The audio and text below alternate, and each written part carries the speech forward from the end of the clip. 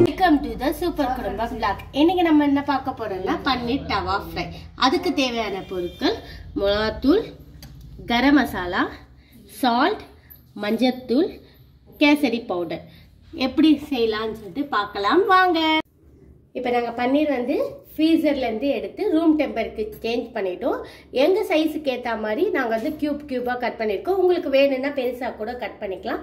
இப்போ இதுக்கு செய்யறதுக்கான மசாலா எப்படி செய்யலாம்னு சொல்லிட்டு பார்க்கலாம். ஃபர்ஸ்ட் மிளகாத்தூள் கொஞ்சோண்டு போட்டுக்கோங்க. உங்களுக்கு காரத்துக்கு ஏற்ற மாதிரி மிளகாத்தூள் போட்டுக்கோங்க.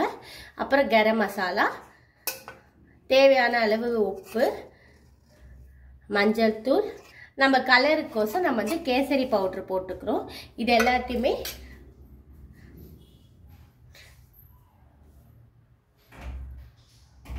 ஸோ வந்து ஒரு பன்னீர் வந்து நல்லா மசாலா ட்ரை பண்ணுற அளவுக்கு நீங்கள் தண்ணி ஊற்றி பிசைஞ்சுக்கோங்க.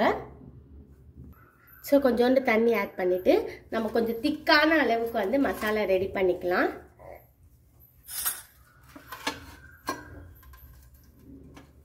நம்ம இந்த ஃபிஷ்ஷுக்கெலாம் ரெடி பண்ணுவோம், ஃப்ரை ரெடி பண்ணுவோம் பார்த்தீங்களா, அந்த மாதிரி ரெடி பண்ணிவிட்டு இப்போது ஒரு க்யூபாக போட்டு ஒரு பன்னீர் க்யூபாக போட்டு ரொம்ப அழுத்தம் கொடுத்து மசாலா வந்து பிசையாதீங்க. அப்புறம் பன்னீர் வந்து கூழாயிடும்.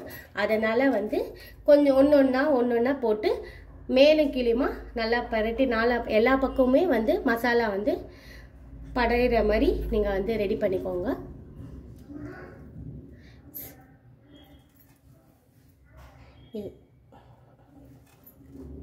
இங்கே பாருங்கள் எவ்வளோ கலர்ஃபுல்லாக நம்ம வந்து இருக்கிற பன்னீரை வந்து அந்த மசாலாவை போட்டு நல்லா ஸ்டஃப் பண்ணி வச்சுருக்கோம்.